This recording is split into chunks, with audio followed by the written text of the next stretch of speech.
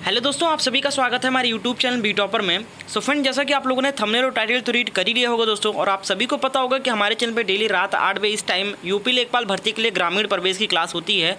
तो दोस्तों, आज मैं आपसे बहुत ही विनम्र निवेदन करता हूँ कि इससे पहले क्लास आप चाहे ना देखते हो या छोड़ के चले जाते हो, लेकिन आज की क्लास आप शुरुआत के 5 मिनट ज़रूर देखिएगा। ये मेरी हम्बल रिक्वेस्ट है, क्योंकि कल से ऐसी खबरें आ रही हैं कि यूपी लेखपाल या कोई भी यूपी में कोई भी वैकेंसी नहीं आएगी 1 साल तक, और ऐसे में छात्रों को बहुत ज़्यादा निराशा है और वो पढ़ाई भी छोड़ रहे हैं दोस्तों। तो ऐसे में हम ही हैं जो आप लोगों को सच्चाई बताएंगे दोस्तों।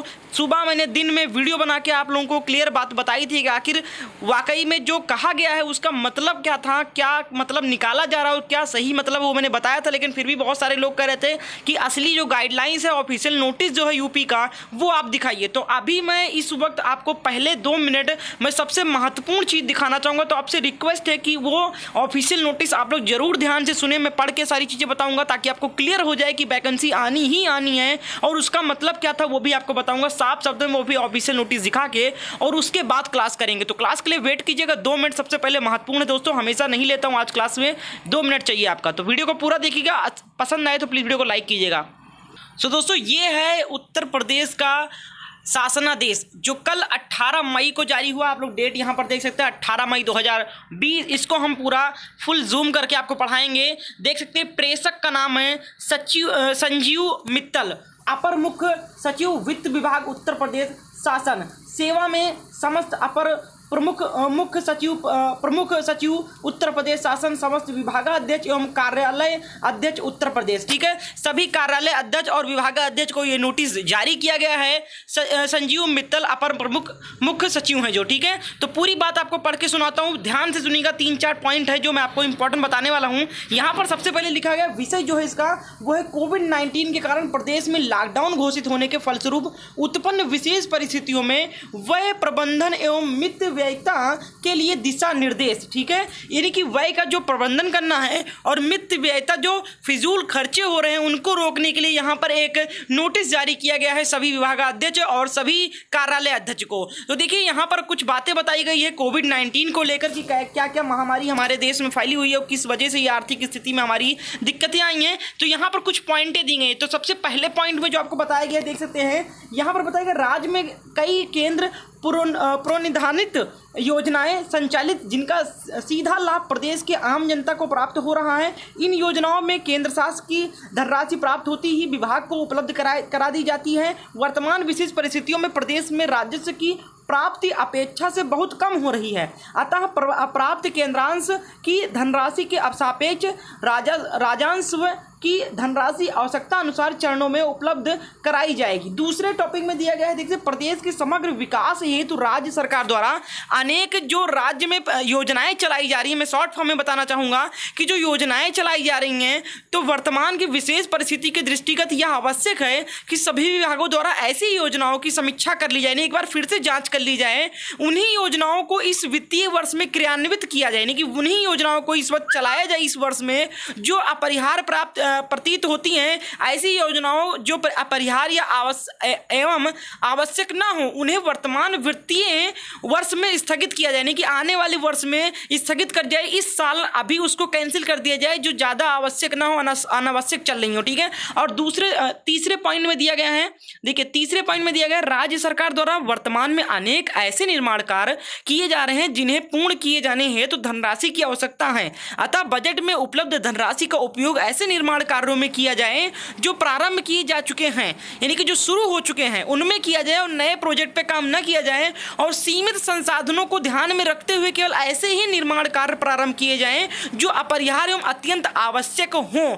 तो ये बात हो गई निर्माण कार्य के लिए। चौथा जो पॉइंट दिया गया, ये इंपॉर्टेंट, आप लोग देखिए, विभागीय कार्य प्रणाली, ये हमारे लिए बहुत इंपॉर्टेंट है। देखिए, विभागीय कार्य प्रणाली में परिवर्तन, सूचना प्रौद्योगिकी के अनुप्रयोग आदि कारणों से अनेक पद वर्तमान में परिवेश में अप्रासंगिक हो गए हैं, यानी कि फिजूल हो गए हैं, जिन्हें विभागों द्वारा चिन्हित कर समाप्त करने की कार्यवाही की जाए। यानी कि बहुत से ऐसे पद हैं जो यूजलेस हो गए, उनका कोई काम नहीं होता, ऐसे पद हैं, उनको वेतन दिया जा रहा है और उनको चिन्हित किया जाए विभागों द्वारा, उसको समाप्त किया जाए। इन समाप्त किए जाने वाले पदों पर यदि कोई कर्मचारी कार्यरत है, यानी ऐसे फिजूल का जो पद हैं उनमें अगर कुछ कर्मचारी कार्यरत हैं तो उनको एक सेकंड देखिए, तो उनको विभाग से रिक्त पदों पर समायोजित किया, यानी कि दूसरे रिक्त जो जहां पर महत्वपूर्ण काम हो रहे हैं उन पदों पर स्थानांतरित कर दिया जाए। वर्तमान वित्तीय वर्ष में विभागों द्वारा नए पदों का सृजन न किया जाए। यहां पर देख सकते हैं वर्तमान में विभागों द्वारा नए पद का सृजन, की जो मैंने बताया था कि नए पद न बनाए जाए कोई भी। विभिन्न विभागों में सलाहकार, अध्यक्ष, सदस्य आदि अस्थायी प्रकृति के पदों की नियुक्ति की जाती है। इन पदों के लिए सहयोगी स्टाफ की व्यवस्था हेतु तो कोई नया पद न सृजित किया जाए। सहयोगी स्टाफ की व्यवस्था सरप्लस स्टाफ से अथवा आउटसोर्सिंग से की जाए। दोस्तों यहाँ पर पूरी बात आपको समझ में आ गई होगी। और छठे में कहा गया है कि बजट में विभिन्न मदों में यथा कार्यालय व्यय, यात्रा व्यय, स्थानांतरण यात्रा व्यय, अवकाश यात्रा सुविधा, कंप्यूटर, ये सारी जो स्टेशनरी का कार्य विभागों में यूज हो रहा है, मुद्रण प्रकाशन हो रहा है, विज्ञापन निकाले जा रहे हैं, वर्दी व्यय में विभागों में वर्दी दिया जा रहा है, धनराशि उपलब्ध कराई गई है, इन सभी में 25% कमी की जाए। 7वें में कहा गया कि वाहनों का नया क्रय नहीं किया जाएगा। ऐसे ही 7वें 8वें में ऐसे ही और सारी चीज़ें गाइडलाइंस जारी की हैं। तो हमारे लिए इंपॉर्टेंट था ये चौथा नंबर पॉइंट, जिसमें सिर्फ बताया गया कि नए पद सृजित ना किया जाए और जो यूजलेस पद पे कार्यरत लोग हैं उस पद को समाप्त कर दिया जाए और जो कार्यरत है उनको स्थानित करके दूसरे जो काम चल रहा है जिन पदों पे उन पे स्थानित कर दिया। तो आपको बात में समझ में आ गई ना। यहाँ पर नई भर्ती जो लेखपाल भर्ती हुआ, ये सारे पद खाली हैं, इनको भरा ही भरा जाएगा। आई होप आपको सारी चीज़ें क्लियर हो गई होगी। और ये नोटिस मैं लिंक डिस्क्रिप्शन बॉक्स में दे रहा हूँ, वहाँ से आके इसको डाउनलोड करके पूरा आप पढ़ सकते हैं। तो चलिए क्लास को स्टार्ट करते हैं। पूरा जानकारी देने में थोड़ा टाइम लग गया दोस्तों, उसके लिए मैं माफ़ी चाहता हूँ, लेकिन ये आपके लिए बहुत इंपॉर्टेंट, बहुत यूजफुल होने वाला है। तो प्लीज़ वीडियो को लाइक कीजिएगा और ये ऑफिशियल डॉक्यूमेंट मैं आपको नीचे डिस्क्रिप्शन में दे रहा हूँ, पूरा आप लोग पढ़ लीजिएगा। चलिए क्लास को स्टार्ट करते हैं। चलिए दोस्तों, ग्रामीण प्रवेश का प्रैक्टिस नंबर 10 से स्टार्ट करते हैं। क्वेश्चन नंबर 121 से देखिए, सेवाओं के माध्यम से अपनी जीविका अर्जित करने वाले को क्या कहते हैं। क्वेश्चन नंबर 121 का राइट आंसर दें, 121 का राइट आंसर फटाफट कमेंट करें। दोस्तों टाइम ज़्यादा लग गया, लेकिन जितना भी पढ़ा है मैंने इंपॉर्टेंट चीज़ें ही पढ़ी है, तो उसके लिए माफ़ी चाहूँगा। आप लोग ये ना कहिएगा बहुत टाइम वेस्ट कर दिया, ठीक है। क्वेश्चन नंबर 121 का राइट आंसर, 121 का क्या हो जाएगा, सेवाओं के माध्यम से अपनी जीविका अर्जित करने वाले को क्या कहते हैं। तो 121 का राइट आंसर ऑप्शन ए से ही हो जाएगा दोस्तों, सेवक कहते हैं, ठीक है, सेवक कहते हैं। अगला प्रश्न है क्वेश्चन नंबर 122 है, ग्रामीण समाज की मूलभूत इकाई यानी कि बेसिक यूनिट ऑफ सोसाइटी है क्या है। बेसिक यूनिट ऑफ सोसाइटी क्या है, परिवार है, गांव है, शहर है या विश्व है। 122 का राइट आंसर दें आप लोग। क्वेश्चन नंबर 122 का राइट आंसर ऑप्शन ए यहाँ पर से ये परिवार है। अगला प्रश्न है क्वेश्चन नंबर 123 है। देखिए, भारतीय ग्रामीण समाज में दूल्हा यानी कि ग्रूम की उम्र शादी के समय वैधानिक रूप से कितनी होनी चाहिए। क्वेश्चन नंबर 123 का राइट आंसर दें। तो दोस्तों आप लोग पढ़ाई को कंटिन्यू रखें, ठीक है, आप पढ़ाई बिल्कुल ना छोड़ें। ये ना सोचें कि वैकेंसी लॉकडाउन के बाद निश्चित है 110% की यूपी लेखपाल की वैकेंसी आनी ही आनी है। आप लोग लिख के या स्क्रीनशॉट ले लें मेरी बात का, वीडियो रिकॉर्ड कर लें आप लोग, ठीक है। क्वेश्चन नंबर 123 का राइट आंसर दे फटाफट। 123 का जो राइट आंसर दोस्तों वो है आपका ऑप्शन नंबर बी, यहाँ पर सही है। 123 का बी से कम 21 वर्ष होनी चाहिए। अगला प्रश्न है क्वेश्चन नंबर 124 है। देखिए, भारतीय ग्रामीण समाज के आर्थिक ढांचे का वास्तविक विश्लेषण किसने प्रस्तुत किया। क्वेश्चन नंबर 124 का राइट आंसर दीजिए फटाफट। क्वेश्चन नंबर 124 का राइट आंसर ऑप्शन ए से है दोस्तों, मेवो वोई, ठीक है। क्या नाम है इनका, मेवो वोई नाम है इनका। अगला प्रश्न है क्वेश्चन नंबर 125 है। देखिए, सामाजिक इंजीनियरिंग शब्दों का प्रयोग किस संदर्भ में किया जाता है। क्वेश्चन नंबर 125 का राइट आंसर दें फटाफट।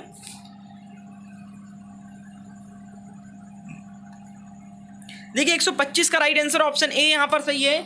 लोकतांत्रिक शासन प्रणाली में पारस्परिक विपरीत विचारधारा एवं निष्ठा वाले वर्गों जातियों का एक साथ मिलकर चुनाव लड़ना।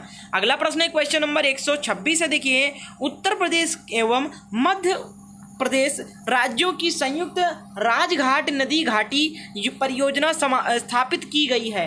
केन नदी पर, सोन नदी पर, चंबल नदी पर, ये बेतवा नदी पर। इंपॉर्टेंट है, 126 का राइट आंसर दें आप लोग।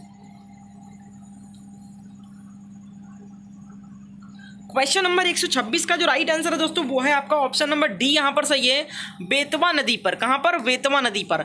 अगला प्रश्न है क्वेश्चन नंबर 127 है, उत्तर प्रदेश में सिंचाई के मुख्य साधन है। 127 का राइट आंसर दीजिए। उत्तर प्रदेश में सिंचाई के मुख्य साधन कौन कौन से हैं? जल्दी से कमेंट करें आप लोग फटाफट। क्वेश्चन नंबर 127 का जो राइट आंसर है ऑप्शन बी यहाँ पर सही है दोस्तों, यानी कि दूसरा, फिर पहला, फिर आपका तीसरा, फिर आपका चौथा। ठीक है, ये मुख्य साधन है।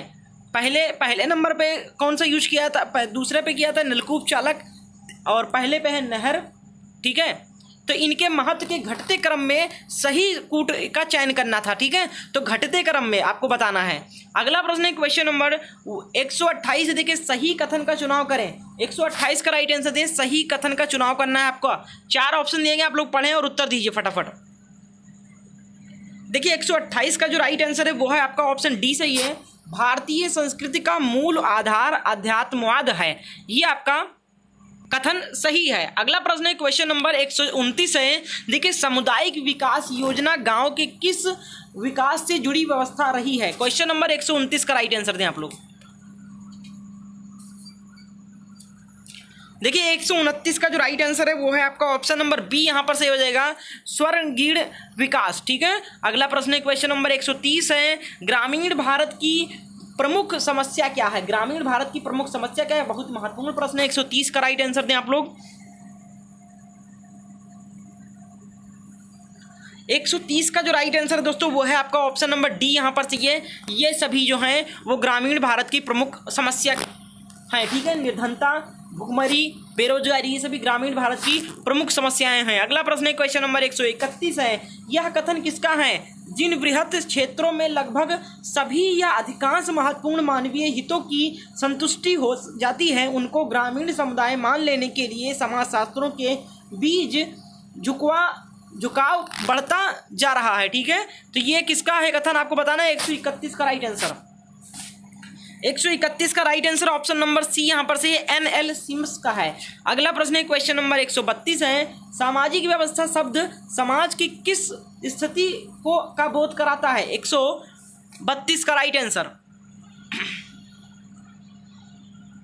देखिए 132 का जो राइट आंसर है दोस्तों वो है आपका ऑप्शन नंबर यहाँ पर ए सही हो जाएगा, आंतरिक प्रक्रियाओं का। अगला प्रश्न है क्वेश्चन नंबर 133 है, देखिए सामान्य ग्रामीण व्यवहार अपने सामाजिक प्रतिमानों से अधिक कटिबद्ध रहते हैं क्योंकि, क्या कारण है? 133 का राइट आंसर दें आप लोग।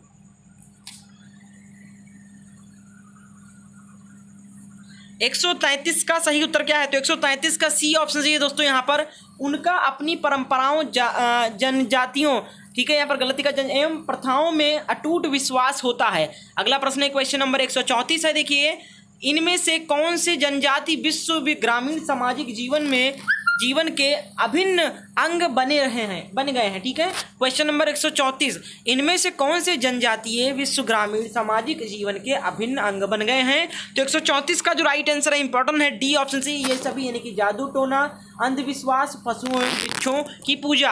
अगला प्रश्न है क्वेश्चन नंबर 135 है, देखिए उत्तर प्रदेश के एकमात्र परमाणु विद्युत ऊर्जा केंद्र नरौरा बुंदेलशहर की प्रथम इकाई चालू हुई है। 135 का राइट आंसर दें आप लोग।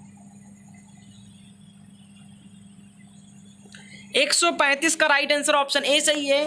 ठीक है, अगला प्रश्न है क्वेश्चन नंबर 136 है, उत्तर प्रदेश में परमाणु ऊर्जा केंद्र स्थापित है कहाँ पर? मथुरा में, सिंगरौली में, नरौरा में या अलीगढ़ में? क्वेश्चन नंबर 136 का राइट आंसर। तो यहाँ पर 136 का जो सही उत्तर है दोस्तों वो है आपका ऑप्शन नंबर यहाँ पर सी सही हो जाएगा, नरौरा में।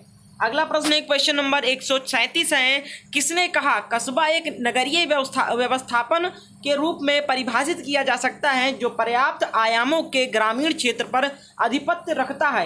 इंपॉर्टेंट है ये सारे जो कथन विचारक द्वारा कहे गए हैं, समाजशास्त्री द्वारा कहे गए, उनको आप लोग याद करें किसने कौन सी कथन कही है। ऐसे प्रश्न पूछे जाएंगे ग्रामीण समाज में। क्वेश्चन नंबर 137 का राइट आंसर ऑप्शन ए यहाँ पर सही है, मेयर। अगला प्रश्न है क्वेश्चन नंबर 138 है, देखिए आधुनिकीकरण एक प्रक्रिया है जो परंपरागत समाज से प्रौद्योगिकी पर आधारित समाज की ओर अग्रसर होती है। यह कथन किसका है? 138 का राइट आंसर दें आप लोग। क्वेश्चन नंबर 138 का जो राइट आंसर है ऑप्शन ए यहाँ पर सही है, डॉक्टर श्याम चरण दुबे का। अगला प्रश्न है क्वेश्चन नंबर 139 है, केंद्रीय गांव और बिखरे हुए गांव के रूप में ग्रामीण समाज का वर्गीकरण करने वाला विद्वान इनमें से कौन है? क्वेश्चन नंबर 139 का राइट आंसर 139 का सही उत्तर क्या है? 139 का बी ऑप्शन सही दोस्तों, मैडजन। अगला और लास्ट क्वेश्चन दोस्तों, आज हम 20 क्वेश्चन ही करेंगे क्योंकि वीडियो लंबी हो जाएगी। 5 मिनट हमने आज बहुत इंपॉर्टेंट टॉपिक पे बात कर लिया, तो उसके लिए दोस्तों माफ़ी चाहेंगे। कल से आपका कंटिन्यू 30 क्वेश्चन का क्लास होगा। 140 नंबर है, गांव एवं नगर दोनों ही समान हैं, इनमें से ना तो कोई अधिक प्राकृतिक है और ना ही कृत्रिम। यह कथन निम्नांकित में से किस विद्वान का है? क्वेश्चन नंबर 140 का राइट आंसर दें आप लोग। 140 का जो राइट आंसर है ऑप्शन बी से, माइकावर एवं पेज। ठीक है, तो यहाँ पर हमने 20 क्वेश्चन ही किए हैं, कितने सही है आप लोग जरूर बताइएगा। और जो शासनादेश जारी हुआ है उसको अगर आप पढ़ना चाहते हैं, ओरिजिनल कॉपी उसकी ऑफिशियल नोटिस, तो टेलीग्राम ग्रुप का लिंक डिस्क्रिप्शन है, उसको मैं भेज दूंगा वहाँ पर, और डायरेक्ट लिंक भी दे दूंगा आपको डिस्क्रिप्शन बॉक्स में, वहाँ से भी इसको डाउनलोड कर सकते हैं दोस्तों। तो वीडियो पसंद आए तो प्लीज़ वीडियो को लाइक एंड शेयर जरूर कीजिए। आज की वीडियो पूरी देखिएगा और पूरा देखने को बोलिएगा अपने दोस्तों को शेयर करके। चैनल पर नए तो चैनल को सब्सक्राइब करके प्रिपरेशन स्टार्ट रखें दोस्तों। थैंक यू सो मच, मिलते हैं नेक्स्ट डे नेक्स्ट वीडियो के साथ में।